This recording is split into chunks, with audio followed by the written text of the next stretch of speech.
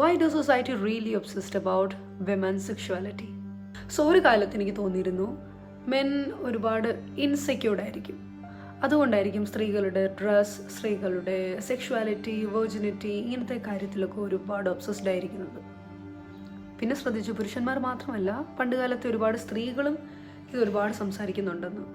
ഒരു പെൺകുട്ടിയെ കണ്ട് അവൾ ഇങ്ങനെ ഡ്രസ്സ് ചെയ്താൽ ആളുകൾ എന്ത് പറയും, അവൾ ആൾക്കാരെ കാണിക്കാൻ വേണ്ടിയിട്ടാണ് ഡ്രസ്സ് ചെയ്യുന്നത്, അവൾ ഇങ്ങനെ നടന്നാൽ ആൾക്കാരുടെ റെസ്പെക്റ്റ് പോകും. അപ്പോൾ ഒരു കാര്യം മനസ്സിലായി, ഇവിടെ നടക്കുന്നത് ഒരു ജെൻഡർ കോൺഫ്ലിക്റ്റോ അങ്ങനത്തെ ഒന്നുമല്ല, എന്തോ ഒരു സൊസൈറ്റിയുടെ മൈൻഡ് സെറ്റാണ്. അപ്പോൾ തൊട്ടാണ് ഈ ചോദ്യം ഇങ്ങനെ എപ്പോഴും മനസ്സിൽ വന്നുകൊണ്ടിരുന്നത്, why women sexuality is more controlled by the society than mens. എന്തായാലും ഈ ഒരു ക്വസ്റ്റ്യൻ മനസ്സിൽ കിടക്കാൻ തുടങ്ങിയിട്ട് കുറേ കാലമായെങ്കിലും ഇപ്പോഴാണ് ഇതിൻ്റെ ഹിസ്റ്ററിയൊക്കെ ഒന്ന് പഠിക്കാൻ തുടങ്ങിയത്. ഇതിന് കുറച്ച് വർഷങ്ങൾ മുമ്പിൽ നമ്മൾ പോകണം. കുറച്ച് വർഷം എന്ന് പറഞ്ഞാൽ ഒരു 12,000 വർഷങ്ങൾ മുമ്പിൽ പോകണം. അന്ന് രാജ്യങ്ങളില്ല, നിയമങ്ങളില്ല, മനുഷ്യർ ഒരു ഗ്രൂപ്പായി മാത്രം ജീവിച്ചിരുന്നൊരു കാലം.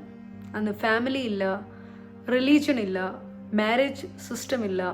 Life was extremely simple. Survival മാത്രമാണ് ലക്ഷ്യം. അവിടെ വേണ്ടത് ഭക്ഷണം, സേഫ്റ്റി ആൻഡ് മൂവ്മെൻറ്റ്. ഇതിലൊരു കാര്യം കൂടെ മനസ്സിലാക്കണം, പ്രോപ്പർട്ടി, ഓണർഷിപ്പ് എന്നുള്ള കോൺസെപ്റ്റുകളൊന്നും തന്നെ ഇല്ല. അവിടെ വെൽത്ത് അക്യുമുലേഷൻ ഇല്ല. അപ്പോൾ ഒരു ഇറലവൻ്റ് ആയിട്ടുള്ളൊരു ബേസിക് ക്വസ്റ്റ്യൻ ഉണ്ട്, ഇതെല്ലാം ആരുടേതാണ്? കാരണം ഒന്നും ഓൺ ചെയ്യാനില്ലാത്തടത്ത് ഇങ്ങനൊരു ചോദ്യത്തിൻ്റെ ആവശ്യമില്ലല്ലോ.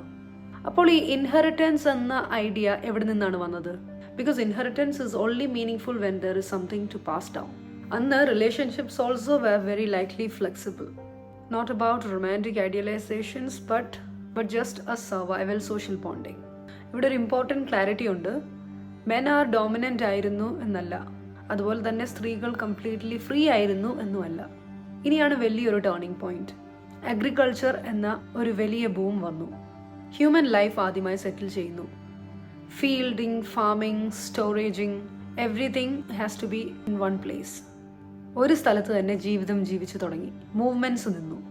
ഇവിടെയാണ് ഒരു മാസീവ് ഷിഫ്റ്റ് സംഭവിക്കുന്നത്.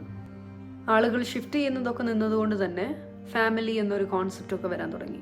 ഇവിടെ ആളുകൾ മൂവ് ചെയ്യുന്നതൊക്കെ നിന്നതുകൊണ്ട് തന്നെ ലാൻഡ് ബിക്കം സ്റ്റേബിൾ.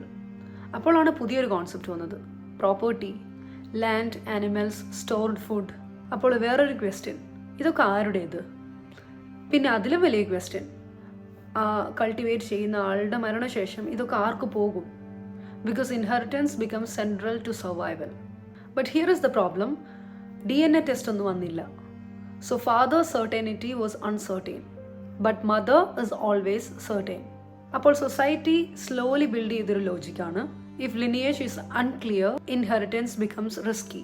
അവിടെ നിന്നാണ് ഈ കൺട്രോൾ എന്നൊരു ഐഡിയാസ് തുടങ്ങുന്നത്. Not morality, not religion, structural uncertainty. ഇപ്പോഴാണ് ഭൂമി വന്നപ്പോൾ ജീവിതം മാറിയൊരു കഥ സംസാരിക്കുന്നത്. അങ്ങനെ സെറ്റിൽമെൻറ്റ് ജീവിതം തുടങ്ങുന്നു. Houses, storages, farming cycles. First time in history humans can accumulate wealth. അപ്പോൾ ഒരു കെയോസ് ഇല്ലാതാകാൻ റൂൾസ് വേണ്ടി വന്നു. സിമ്പിൾ ക്വസ്റ്റ്യൻ റിപ്പീറ്റ് ആയി വന്നു, who gets what when someone dies. അവിടെ നിന്നാണ് ഫാമിലി എന്നൊരു സിസ്റ്റം തന്നെ ഉണ്ടായി വരുന്നത്. But family introduces another problem, certainty of children, because inheritance depends on the lineage clarity. Mother can be obvious but not father. അപ്പോഴാണ് ഒരു ഫിയർ എമേർജ് ചെയ്യുന്നത്, if lineage is wrong, social breaks. അവിടെ നിന്നാണ് sexuality control എന്നൊരു idea slowly begin ചെയ്യുന്നത്. Women's sexuality was linked to inheritance, family structure, social stability. This was not initially about morality or punishment.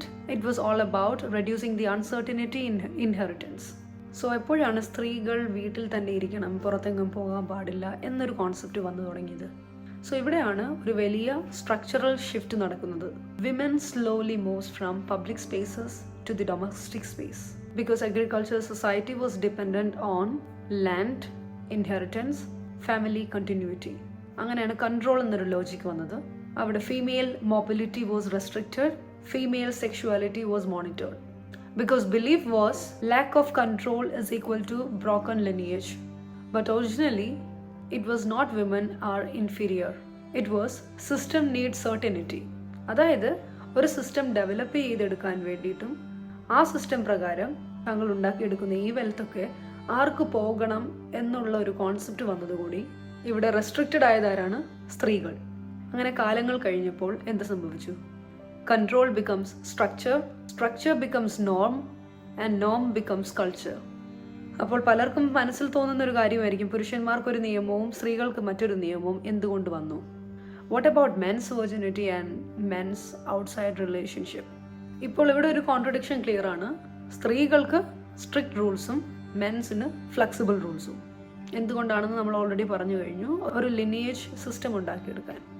കാരണം ഒരു സ്ത്രീക്ക് ഉണ്ടാവുന്ന കുട്ടി മറ്റൊരു ബ്ലഡ് ലൈനിൽ നിന്നാണെങ്കിൽ ആ ഉണ്ടാക്കിയെടുത്ത വെൽത്ത് എല്ലാം മറ്റൊരു ഗ്രൂപ്പ് ഓഫ് പീപ്പിളിലേക്ക് പോയേക്കാം. ഇങ്ങനെ ഒരു പ്രോബ്ലം ഉണ്ടാവാതിരിക്കാൻ വേണ്ടിയിട്ടാണ് ഈ ഒരു സിസ്റ്റം ഇവർ കൊണ്ടുവന്നത്. ഇനി എന്തുകൊണ്ടെന്ന് കുറച്ചുകൂടെ ക്ലിയർ ആയി പറയുകയാണെങ്കിൽ, biology plays a role here. Pregnancy is very visible and certain, but fatherhood is not. അതുകൊണ്ട് തന്നെ അന്നത്തെ സൊസൈറ്റിയുടെ logic, control female sexuality is equal to control lineage certainty. But there is another layer. As society becomes male dominated, definitely, no doubt, laws are written by men, property definitely controlled by men, institutions controlled by men. So the rules reflect the power too. Men's sexuality becomes a private behavior and women's sexuality becomes a social concern. So this is not simple. It is power plus inheritance system merging together. As society evolves, villages becomes kingdom, kingdom becomes states. Now need for a written law. Who writes the law? Definitely ruling elites, priests, administrators, and they focus on order, inheritance, social stability. But something shift. Once written, law become morality. So sexuality is no longer just a legal regulation. It becomes a moral identity. അങ്ങനെ തന്നെ women's sexuality get attached to honor, purity, shame, and men's behavior mostly excluded from the moral surveillance. And that imbalance becomes the cultural inheritance. പക്ഷെ ഇതൊക്കെ പറയുമ്പോഴും ഒരു കാര്യം കൂടി ശ്രദ്ധിക്കണം, എല്ലായിടത്തും ഇതൊന്നും ആയിരുന്നില്ല. This wasn't universal. Some societies had matrilineal inheritance, female-centered lineage, different marriage structure. In such systems, control over women's sexuality was weaker because inheritance pressure എന്നുള്ളൊരു കോൺസെപ്റ്റ് ഒന്നും അവിടെ ഉണ്ടായിരുന്നില്ല. So conclusion becomes important. This is not a universal gender story. This is social structure story. അപ്പോൾ ഇത് എന്തുകൊണ്ടാണ് തുടരുന്നത്? Today world changed, law changed, education changed, technology improved. പക്ഷേ human psychology always evolved slowly. So remnants remain, old fear, old judgment, old culture instincts. And the final question remains, what we call morality today is it truly modern ethics or is it just a 12,000-year-old system? ഇന്നൊക്കെ DNA test ഉണ്ട്, loss ഉണ്ട്, education ഉണ്ട്, സ്ത്രീകൾ കുറച്ചുകൂടി independent ആയി, സ്ത്രീകൾ സ്വന്തമായി properties handle ചെയ്യാൻ തുടങ്ങി, സ്ത്രീകൾ സ്വന്തമായി ജോലി ചെയ്യാൻ തുടങ്ങി, ഇൻഡിപെൻഡൻ്റ് ആയി നിൽക്കാൻ തുടങ്ങി. ഒരു മാരേജ് സിസ്റ്റം ഇല്ലാതെ തന്നെ സ്ത്രീകൾക്ക് ജീവിക്കാൻ ഉള്ള എല്ലാ സ്വാതന്ത്ര്യവും അവർക്ക് കിട്ടിക്കഴിഞ്ഞു. പക്ഷെ ഒരു കാര്യം മാത്രം മാറിയിട്ടില്ല, ചില ആളുകൾ ഇപ്പോഴും ആ പഴയ വേര് പിടിച്ച് നടക്കുകയാണ്. അതുകൊണ്ട് തന്നെ നമ്മൾ ഇന്നും കാണുന്ന ആ ചിലർ പഴയ ആ ലോകത്തിൻ്റെ എക്കോയാണ്. അപ്പോൾ നമ്മൾ ഇന്ന് ഫോളോ ചെയ്യുന്ന ഓരോ മോറൽസും വാല്യൂസും ഒക്കെ ശരിക്കും ഇന്നത്തെ ലോകത്തിന് ആവശ്യമുള്ളതാണോ? അതോ ആ 12,000 വർഷങ്ങൾക്ക് മുമ്പിലുണ്ടായിരുന്ന ആ സിസ്റ്റം അതേപോലെ കണ്ടിന്യൂ ചെയ്ത് അതേ മോറൽസ് വാല്യൂവും കീപ്പ് ചെയ്യുവാണോ? That's it for the video.